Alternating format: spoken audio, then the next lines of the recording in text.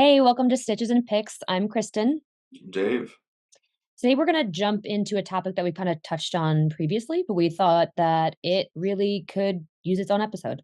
Um, we're going to talk about documenting your processes, and why it's important, why it's not important, when to leverage it, all that good stuff. Um, when I think about this topic, I think about it in two ways. I think about it in my 9 to 5, and then I also think about it for my personal stuff. And I know that in almost all the 9 to 5s that I've had, they have always asked us to document things, document, document, document. And I always would be annoyed with it. But I have seen firsthand the institutional knowledge that gets lost when people don't document things, hmm and that is detrimental to large companies. It ends up costing them a ton more money when they have to have meetings upon meetings upon meetings to teach people, or someone brand new comes in and there's no documentation, there's nobody that knows that legacy information. Um, so that's like where my mind goes, is how when you're big enough, if you're big enough, you can actually lose money a lot by not doing that type of processes. Yeah, and it's something that's important too for even a solo person because Totally agree. one, productivity, being able to do things in a repeatable manner so that you can estimate whether or not something's worth investing your time into, um, Ooh, as as well as being able to build yourself up to a point where you may be able to hand something off. okay. So, point number 2 is something I think about a lot. Point number 1 is not something I think about a lot, even though I probably should because I live in the agile world. Talk more about that one first because I need to, like, pick your brain on this. Okay. Um, So what's your process? What do you do for this to then estimate if it's worth it or not? And then what are, like, the indicators that tell you to, like, go through with it or revamp it or cut it? right. So in some previous conversations we've had, we've talked about the differences in quality versus what you are able to produce versus like you have the mindset of um for BGO, for example. Okay, I want to shoot in 4K because I know that technology is moving fast enough that if I shoot it in 1080 now, those videos are going to be obsolete in you know a year, 2 years, whatever, right? Mhm. Even though the file sizes are larger, the investment in storage has to be larger, processing power, all of that. There are knockoff implications, right? Um, but then the different videos that we shoot for BGO is there are different time investments involved depending on what the video is, right? So Sure. if I set up a recording like this, where Chris and I talk about either student questions or a particular topic that's just fun to talk about and nerd out on. This is fairly easy, right? You set up a Zoom meeting, you hit record, you start talking, you do a tiny bit of post production to add some branding, and you're done.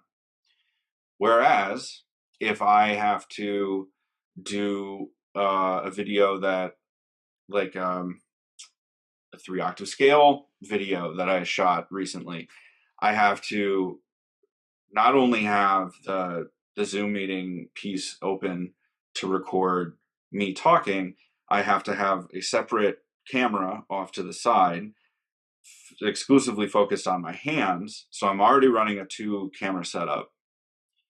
Then I also have to, after the thing like that, um, I have to record the audio into a separate program from the Mhm. guitar because my voice and the guitar are separate audio files so that it sounds good. Because, an unplugged electric through something that's, supposed to be just for talking doesn't sound good. Um, and then I have to make all of the lesson examples. So you can see how there's so many more steps involved in that particular thing that I want to know there's going to be a certain amount of payoff. There's going to be a certain amount of connection to the audience in order to create that content before I bother setting up the cameras and all of the other thing, because there's significantly more editing, significantly more creative that has to be done. And yeah, it grows exponentially rather than just jumping on, recording, uploading, right? So how have you like what items have you found that you have deemed like not important or essential and have cut them from your process?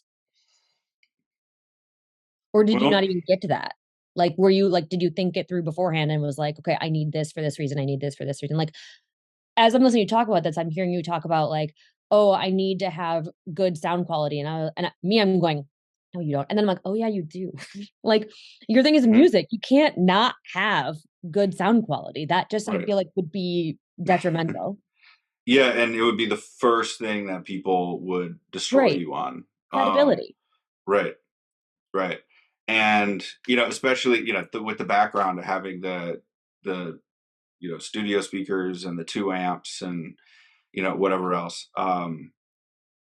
Yeah, there is that credibility piece. There is that kind of branding piece where it's like we're saying, um, it's hard to know who to trust on YouTube for guitar lessons. So if I come at you with less than awesome video, then that's going to reflect poorly. Um, so part of it is just trying and iterating, right? Like Yeah. I knew there was a general expectation from watching the different videos that there's high quality camera work.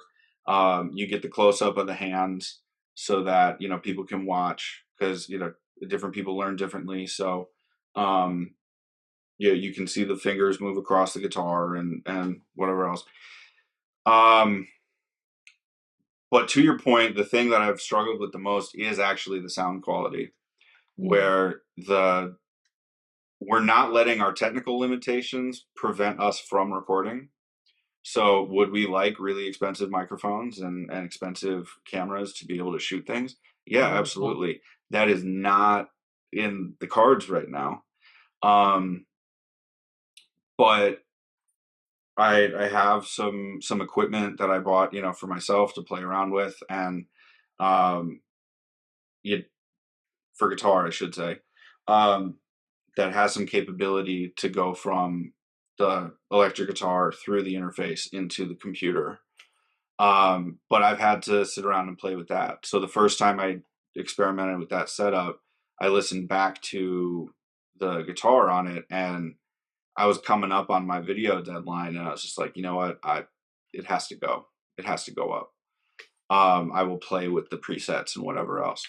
Um, so that was two additional nights that I didn't plan for, building sound presets in the multi effects processor that I have, and but now that I have those, it's just plug and play, right? Mhm. So I Mhm. invested in front of on the front end so that um, everything can just be like, okay, that's on, that's plugged in, everything's plugged in, lights are on, go.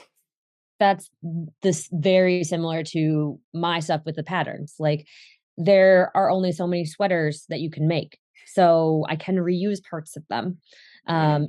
in different patterns, and I can add in different like, the structure of a sweater, you can only, like and then it's all mathematical. So if you have the equations down in a spreadsheet, you can have a little calculator area where you plug in your data of, like, needle size and ease amount, and then you can populate all of your numbers essentially, and then you just need to kind of put it into the pattern, writing so people can actually interpret it correctly. Mhm. So, I have that stuff set up for one type of sweater already, and now essentially, like, I could just pump out pattern after pattern after pattern with that if I wanted to, but that I'm not at that point yet.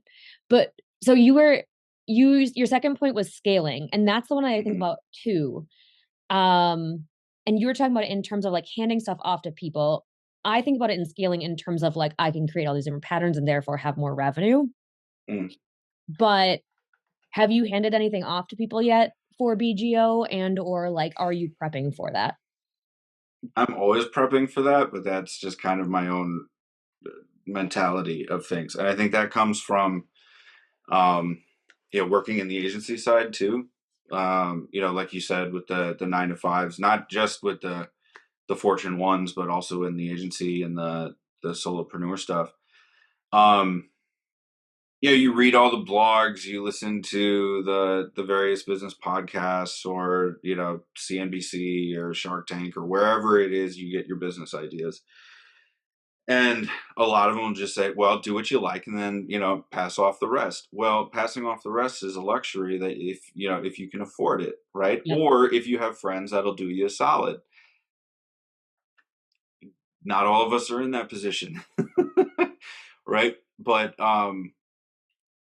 I find myself, looking at certain things going, okay, these are the things that I find annoying to do.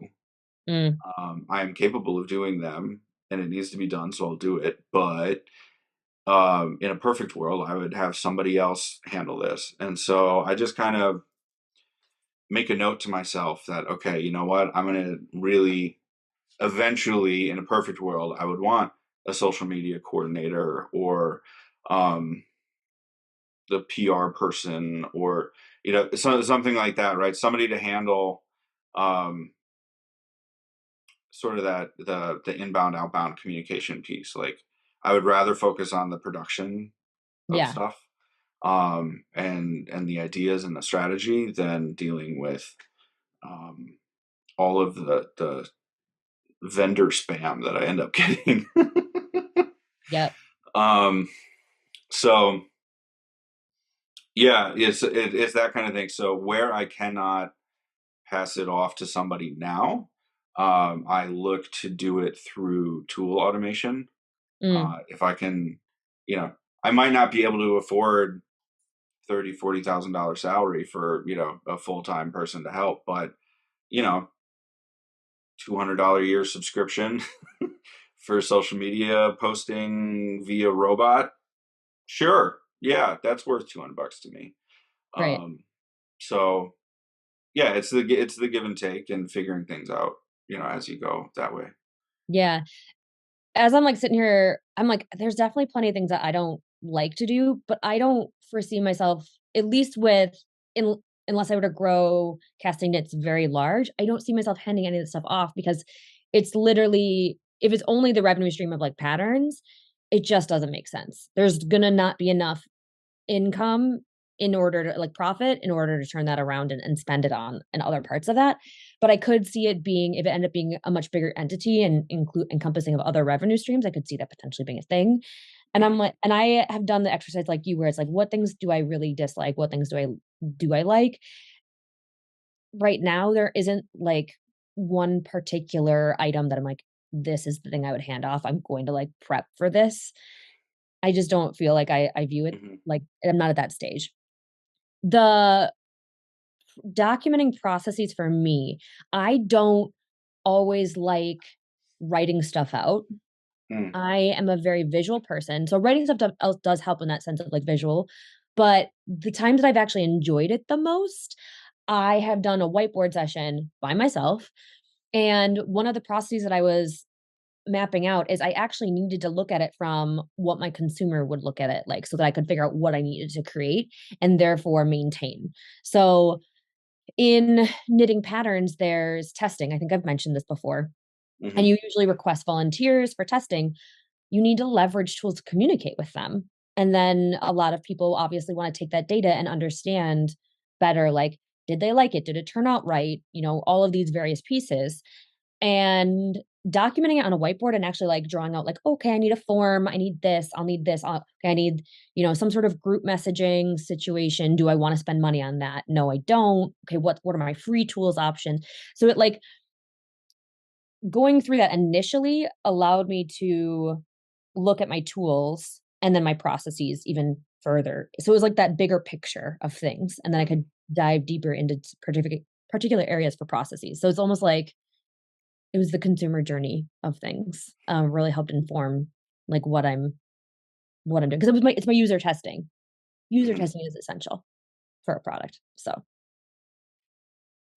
Yeah, and that would factor into your launch schedule pretty heavily then too. exactly. Yeah, Very time dependent.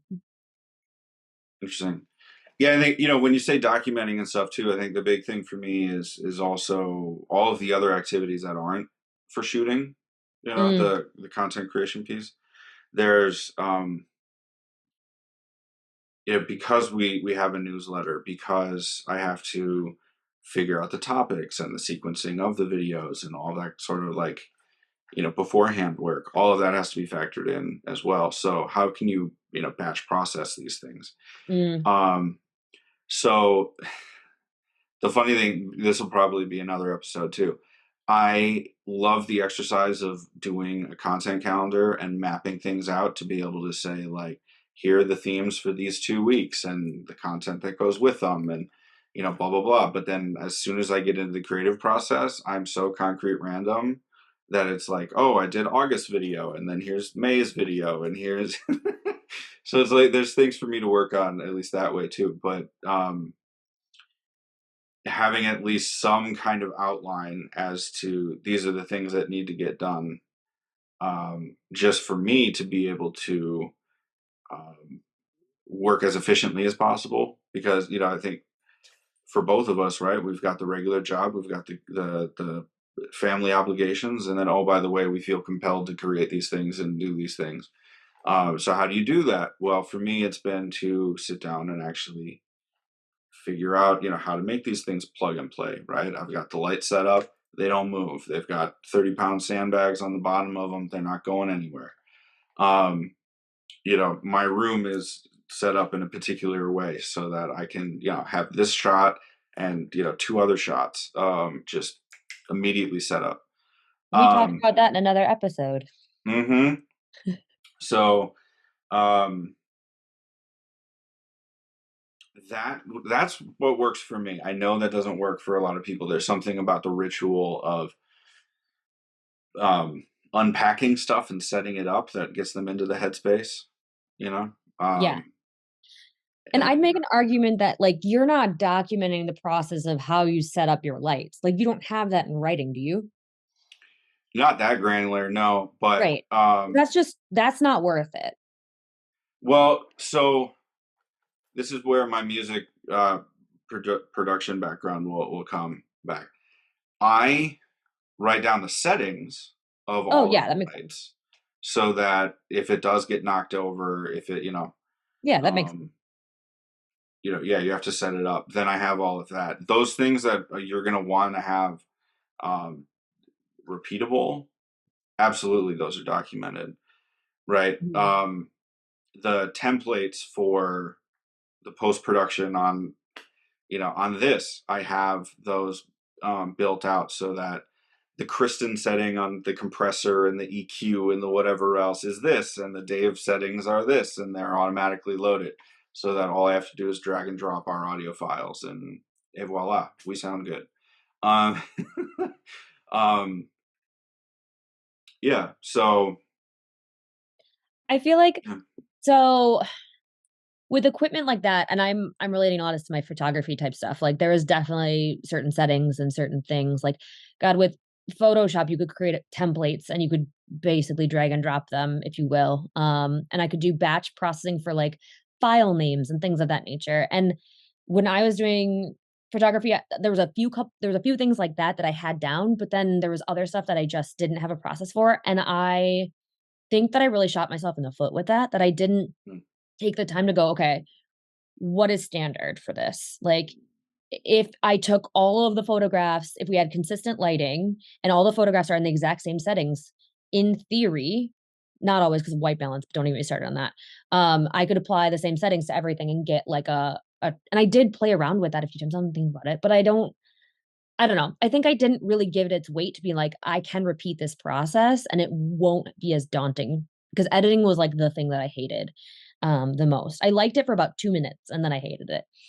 Um, Ironically, part of the reason why I left photography is because I didn't want to sit behind a computer my entire life. Here we are. I'm now in my 9 to 5 behind a computer the entire time. mhm. Um, so I digress. The I don't even know that where was I? Things about learning from your photography time. not documenting everything. Oh, yes. But I feel like on the flip side of that, if you're like me, documenting stuff or the idea of it can be so daunting that you then paralyze yourself and don't do anything. And Yeah, I I think think, that's very much well, me sometimes. while I was listening to you talk, you know, it will circle back. It's not just, demeaning. Um, so we have very tangible things that we're working on with our sites, right? It's a knowledge product, learning guitar, or you learn to do the knitting so that you have a physical, tangible thing at the end of the activity, right? Mhm. This process, documenting your process, is figuring out what standard is absolutely necessary if you're going to create knowledge-based service products, A great point. right? So that way you can say, okay, for X, I charge this. If you want X plus one, that's this. X plus two, this, right? Because then you have a much easier way to handle your clients or potential buyers. Yes, The expectations are automatically set. On the clear. back end, depending on some of that stuff, you could have a lot of that automated so that it's fairly high margins in terms of time to what you charge. So yeah, all that plays in. It's not just the content creation documentation, but also if you are going to sell a service or a product, then having those things figured out goes into your pricing strategy, goes into whether or not you're getting a return on your investment, and again whether or not it's worth it. A really great point. The knowledge base aspect, Hmm. highly important. Photography, it was a service. I showed up, I had the knowledge, created the Hmm. product, took the product and edited it, and then handed it back off to the customer. So really, the documentation was only for me. It's not something I benefit the most from having some of those processes documented, not the customer. The customer may not even know that I do or do not handle these things in a certain way.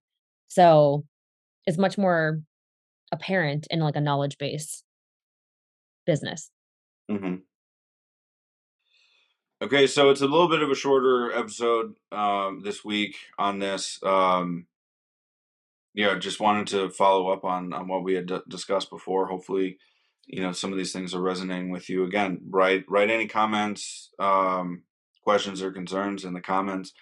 Do the like, subscribe, share, all of that. Um, If you see again, another benefit for documenting processes, I'd love to hear if you have a different take on it. yeah, absolutely. And where does it show up? Yeah. Because I know for me, sometimes having things overly documented can be strangling, Yep. and then you don't get the quality product of it because it's too regimented, and if you have a personality like mine, if it's too bureaucratic, you will fight it. So where are you going to put your energy, right? So Totally. um thanks again. We will see you in the next week's episode, and take care.